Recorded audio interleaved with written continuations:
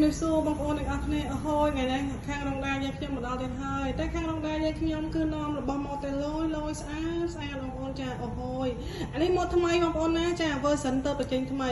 ហើយខាងយើងមានជាច្រើនម៉ាកច្រើនម៉ូតតែបងប្អូនថ្ងៃនេះបងប្អូនចង់បង្ហាញអំពីຂະຫນាត30ចាសាច់រលោងកញ្ចក់ភ្លឺថ្លាមែនតើចាបងប្អូនតែឆ្ងល់ថាតើរងដាមានកញ្ចក់ភ្លឺខ្លាំងឯទេអូហូយមានជាច្រើនបងប្អូនចាហើយម៉ូតមួយសុទ្ធតែប្រភេទស្តង់ដារអ៊ីតាលីបងប្អូនចាជាប្រភេទស្តង់ដារអ៊ីតាលីគុណភាពល្អចាហើយម៉ូតបងប្អូនណាបើសិនជាបងប្អូនចេញមើលប្រកាសជាមិនខុសបំណងទេព្រោះអីម៉ូតមួយយើងសិតសឹងតែរចនាប័ទ្មស្តង់ដារដែល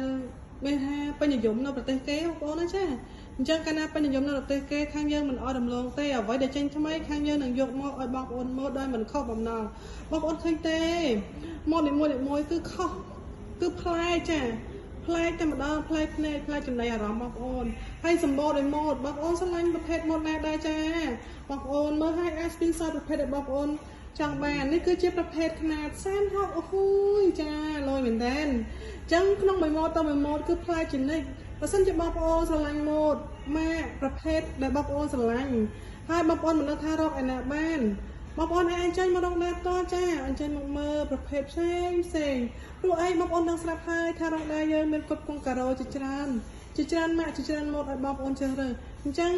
បើសិនជាបងប្អូនមានចំណាប់អារម្មណ៍បងប្អូនអាចអញ្ជើញទៅសាខា2សាខារបស់យើងគឺសាខាចូលចង្វានិងសាខាទួលពងរឬមួយទៀតបងប្អូនអាចទំនាក់ទំនងតាមលេខទូរស័ព្ទ017 718881និងមួយខ្សែទៀត087